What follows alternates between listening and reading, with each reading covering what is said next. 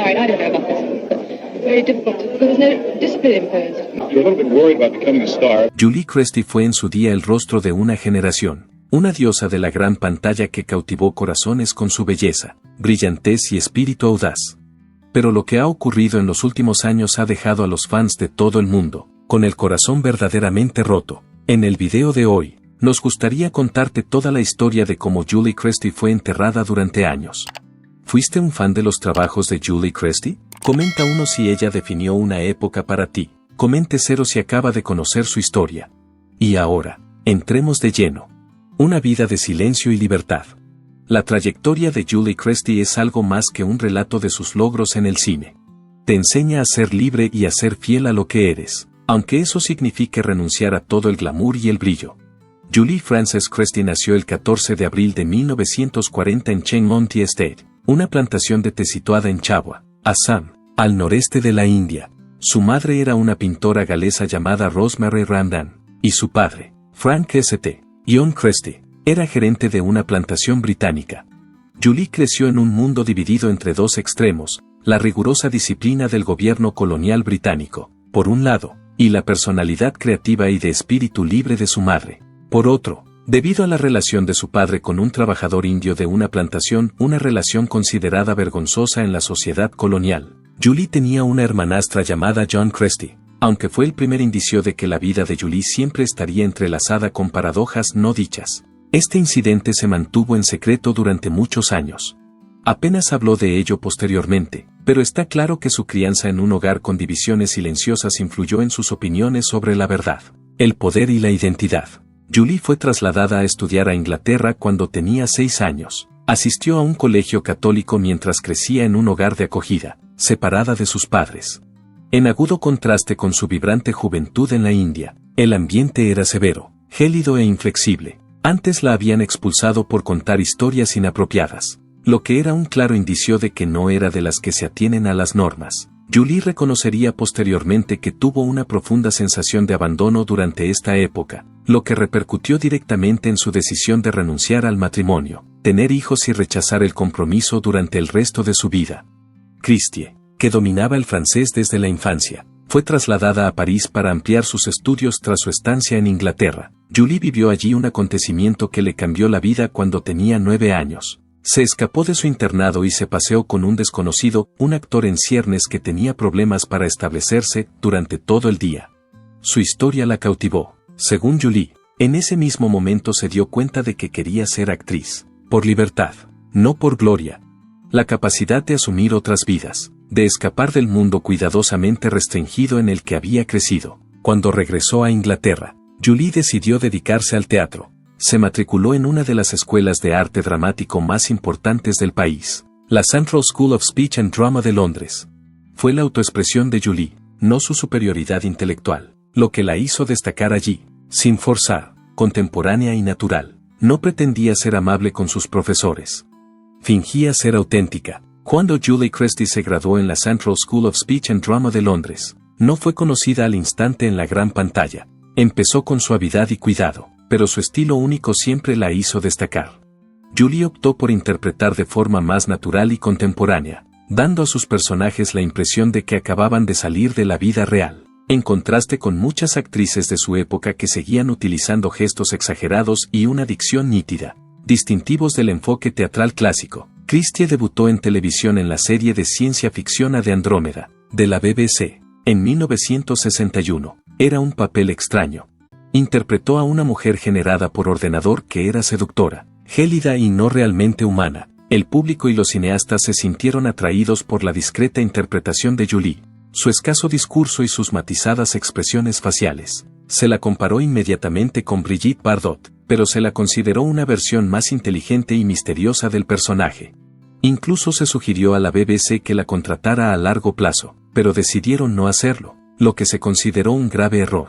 El personaje de Christie fue sustituido en la secuela de la serie, puesto que ella ya se había marchado para perseguir sus propios objetivos. Debutó en el cine en 1962, con papeles secundarios en la comedia británica The Fast Lady y Crooks Anonymous.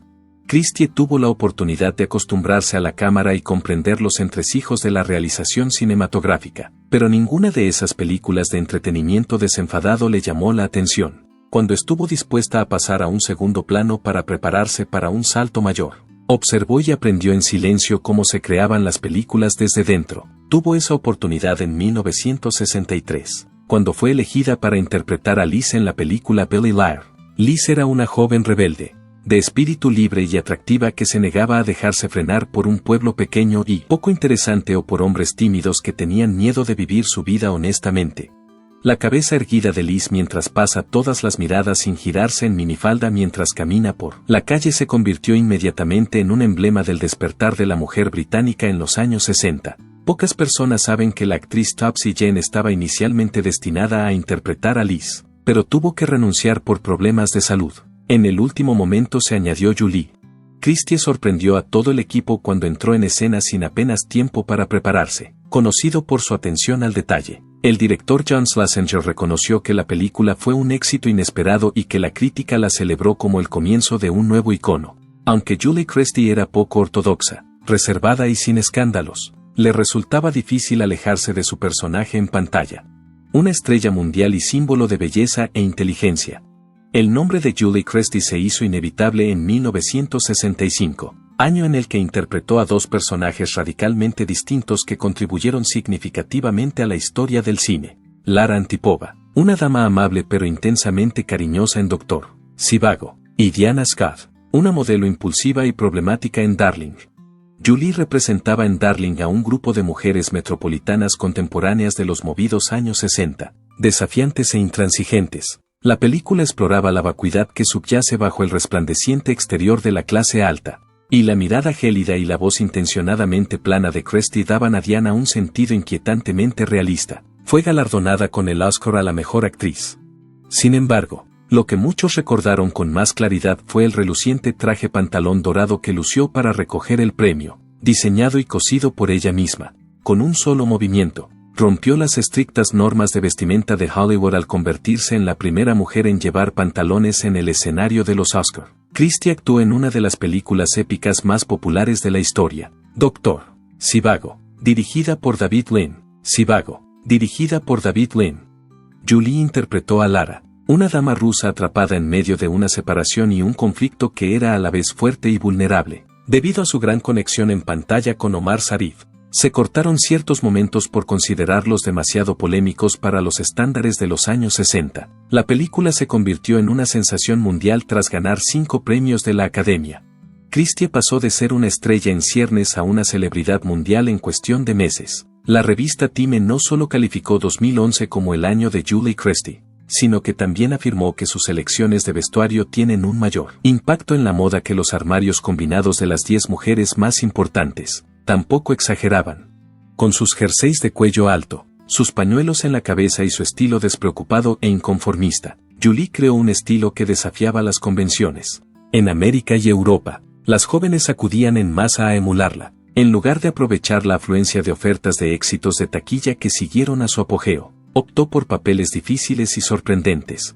Interpretó a Linda y Clarice en la película de ciencia ficción distópica Fahrenheit 451, dirigida por François Truffaut y estrenada en 1966. Fue el siguiente gran éxito de Christie a principios de la década de 1970.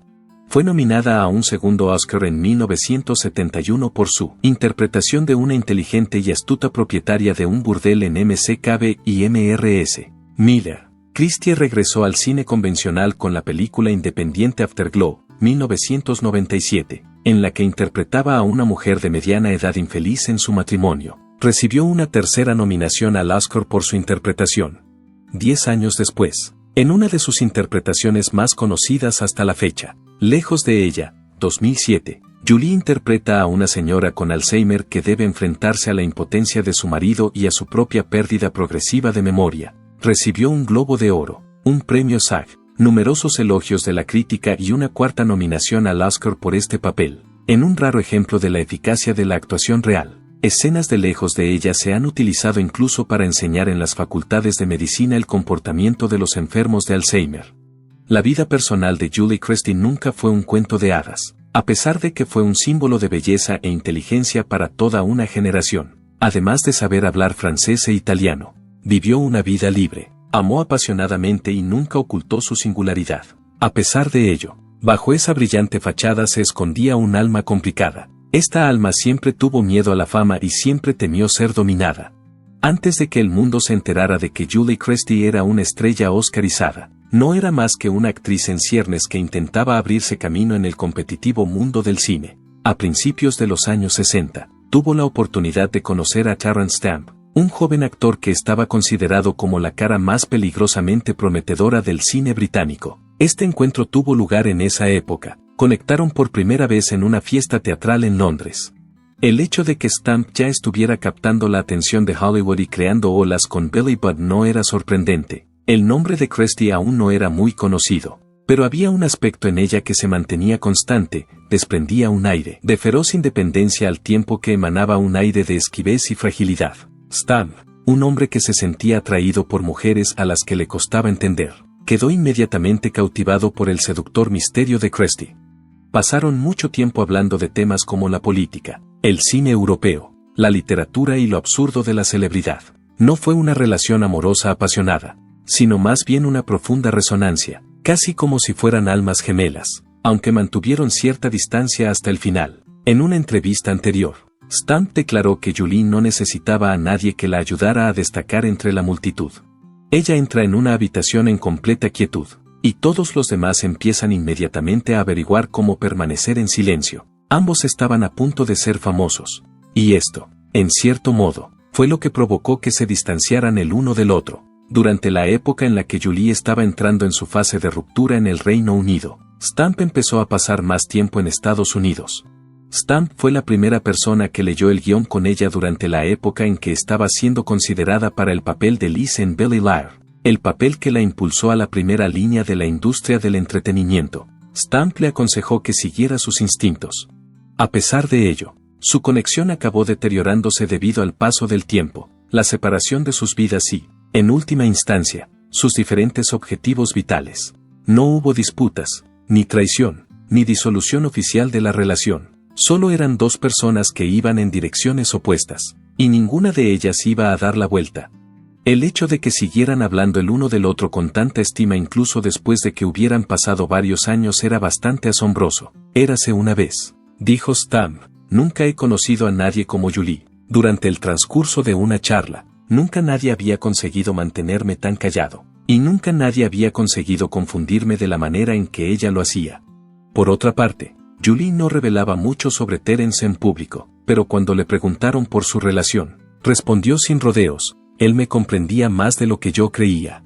Antes de que Julie Christie fuera reconocida en todo el mundo por sus papeles en Doctor Zhivago y Darling, compartía casa con un pintor llamado Don Bassett.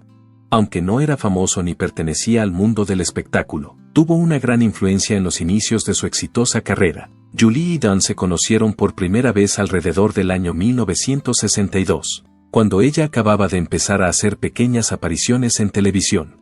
En aquella época, Julie aún no había alcanzado el estrellato y Don era un joven artista reservado. En poco tiempo, se mudaron juntos y empezaron a vivir en un modesto piso de Londres como si estuvieran casados. La atención pública era algo que a Don no le gustaba, y Julie no la necesitaba en ese momento.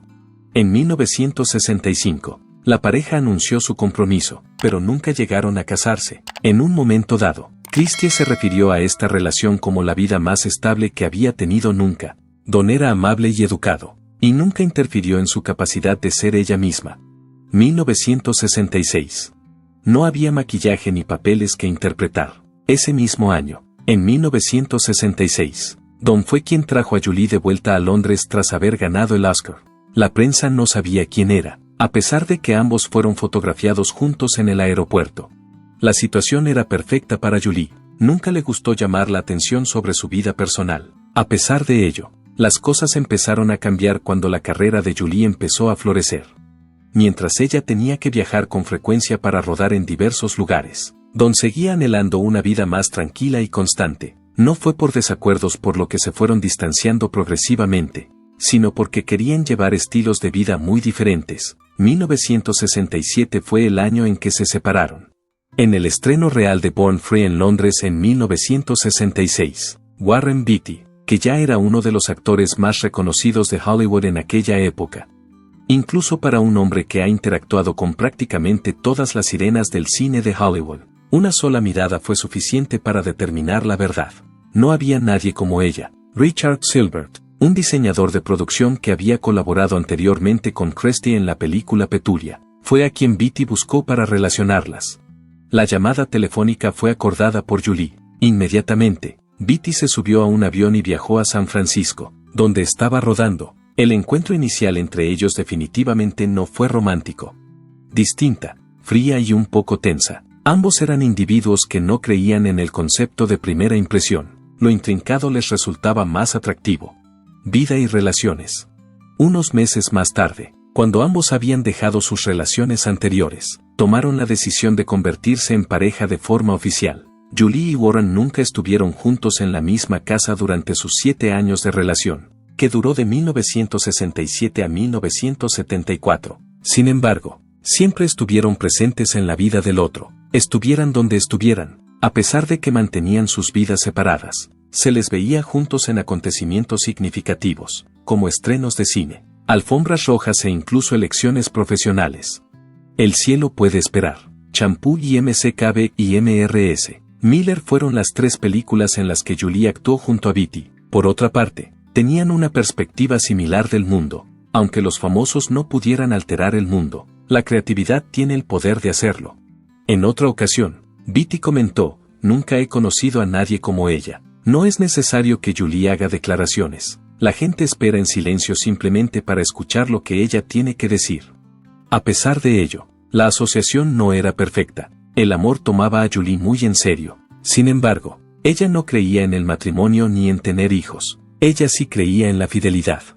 Por otro lado, Christie rechazó la propuesta de Beatty. Beatty hizo la propuesta. No deseaba tener hijos y no quería verse constreñida por la formalidad.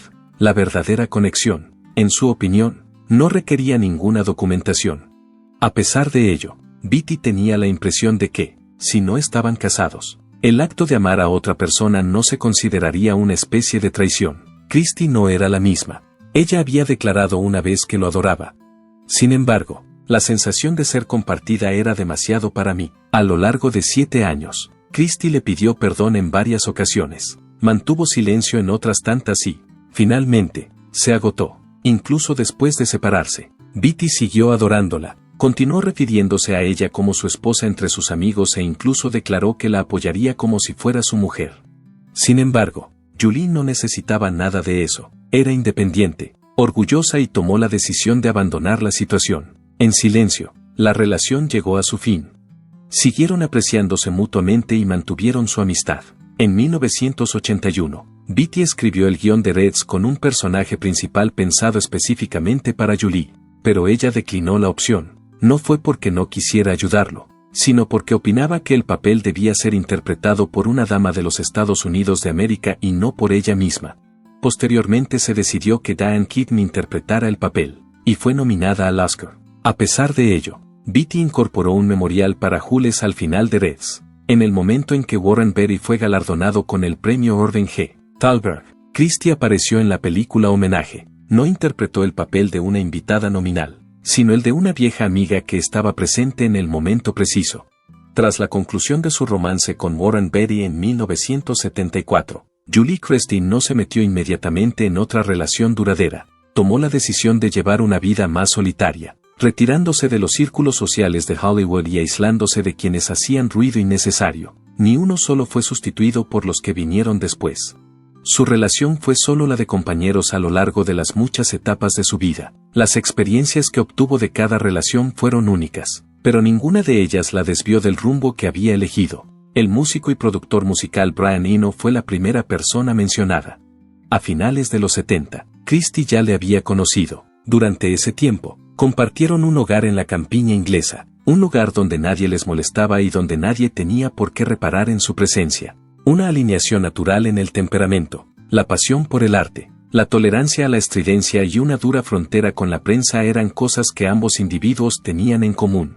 Los amigos afirman que podrían sentarse uno al lado del otro durante horas sin hablar una palabra y seguir sintiéndose totalmente cómodos independientemente de las circunstancias. A su conclusión, no hubo necesidad de dar explicaciones. A continuación, Christie conoció a Jem McBride, un cineasta estadounidense al que había conocido mientras trabajaba en una película independiente que finalmente se abandonó.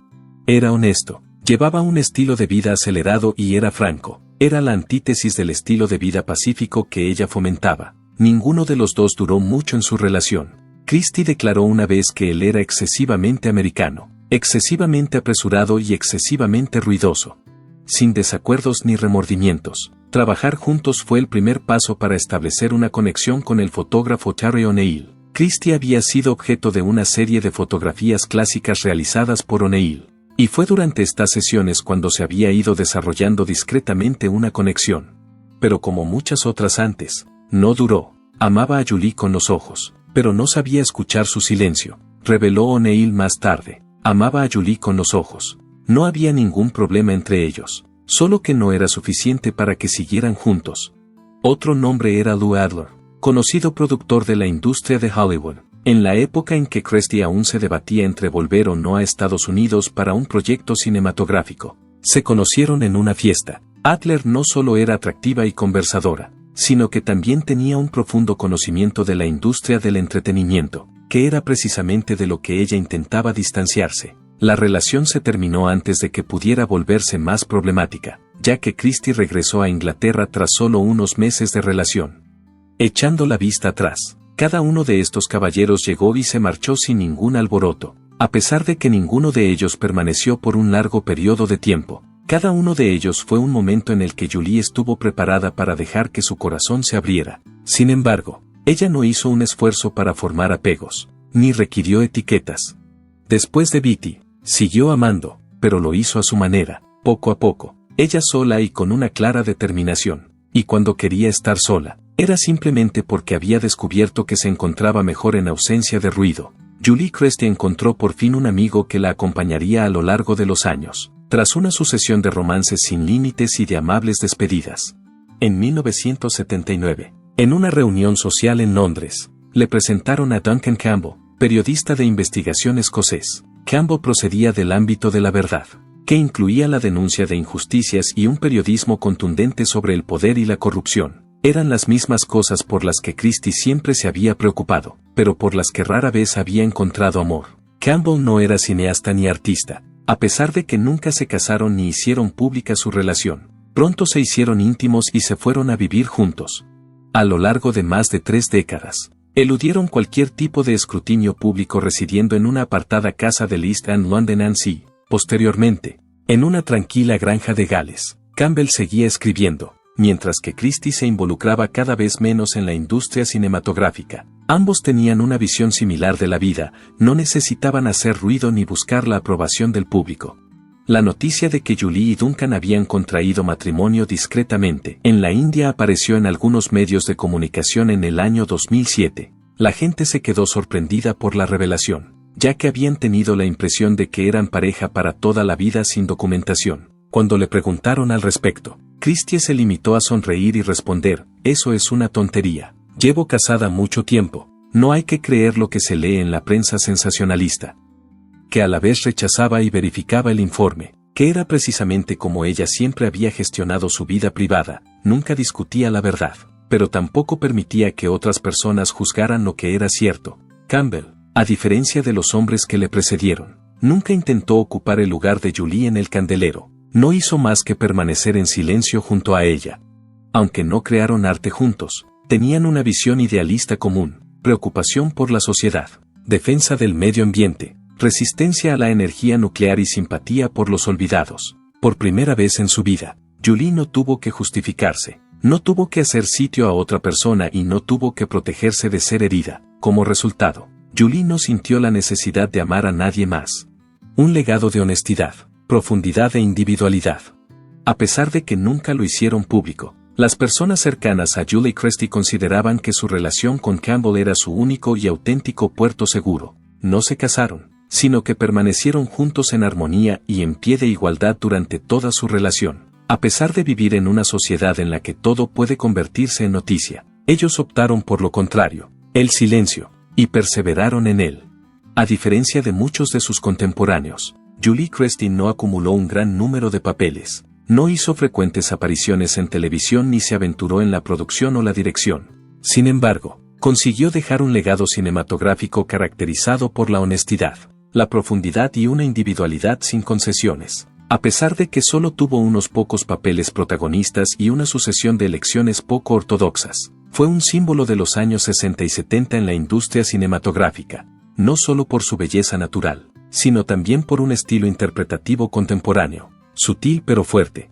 Sus interpretaciones, como Diana en Darling y Lara en Doctor Zhivago, así como sus personajes en Don't Look Now, M.C. en Meses, Miller, Afterglow y Lejos de ella, representaban a mujeres complicadas y contradictorias, pero siempre al mando. Es un honor muy poco común que un papel cinematográfico se utilice como ejemplo de libro de texto sobre la conducta del Alzheimer, pero su interpretación en Lejos de ella llegó a ser tan aclamada que se utilizó en las facultades de medicina como ejemplo de las características del Alzheimer. Sin embargo, el efecto de Christie no se limitó a las pantallas en las que apareció. La revista Time afirmó en una ocasión que su influencia en la moda era mayor que la de las 10 elegidas como mejor vestidas juntas, cuando recogió su Oscar luciendo unos pantalones de pernera ancha. Ya había consolidado su reputación. No solo alteró la imagen tradicional de la actriz de Hollywood, sino que también puso fin a la idea de que en el escenario solo debían llevarse vestidos de gala.